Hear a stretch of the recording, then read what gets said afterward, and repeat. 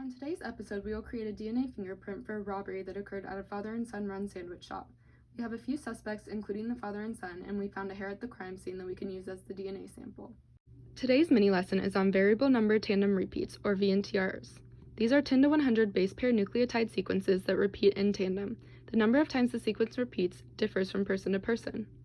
Your alleles contain these VNTRs. From person to person, alleles at the same locus will be different lengths depending on the number of VNTRs the person has. Don't zone out on me, we need this for the case. When we run electrophoresis on the DNA samples, the allele fragments will be separated based on length, where the shortest alleles with the least number of repeats travel the farthest and furthest on the gel. This will give us unique banding patterns for all of the DNA samples we run based on their different lengths from person to person.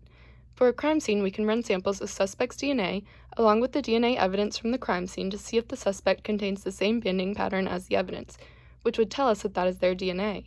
At each locus, the DNA samples will have 2 alleles or bands per person, one inherited from the person's father and one from their mother. The suspect is excluded from leaving the DNA at the crime scene if they do not match both alleles at both loci. For today's robbery, we amplified the evidence DNA sample along with a sample of DNA from our 4 suspects and our victim for 2 different VNTR loci. Note that each locus was run on a separate gel to create our DNA fingerprint for the crime scene. Let's look at this and see if we can close our case. First, let's go through locus 1. I have colored all the bands that match the sample evidence DNA yellow so it's easier for you to look at. Right away, we can see that the victim can be excluded from leaving DNA since he has no alleles that match the evidence. Suspects 1 and 4 only match the DNA at 1 allele, so we can also exclude them from leaving the evidence. For the person to have left this DNA, they must have the same alleles as the evidence DNA at both loci, so we can actually completely rule these people out from our investigation since they already have shown that they do not meet these requirements. Okay, so now look at suspect 2 and 3. They both match both alleles from our DNA evidence sample at locus 1, so we cannot rule them out yet.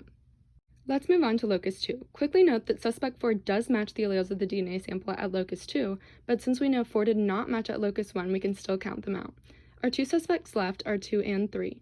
At locus 2, suspect 2 does not have any matching alleles to the evidence DNA, so we can exclude him. However, suspect 3 once again matches both alleles at locus 2. This means that suspect 3 left the DNA evidence, and he is now our lead suspect. I will let the detectives know. Let's see how we could tell which DNA samples were from our father and son suspects. We asked for a sample of the mother's DNA for the purpose of this segment and ran electrophoresis on the single DNA sample from the mother along with the father and son sandwich shop duo. As you know, at each locus there are 2 bands on the gel which correlate to the alleles of that locus. The son inherited 1 allele from his mother and 1 from his father at each locus. The alleles I colored yellow are the ones passed down from the son's father, which we know because the father possesses that same allele. Similarly, the allele I colored pink are the ones that were passed down to the son by his mother. Cool, right?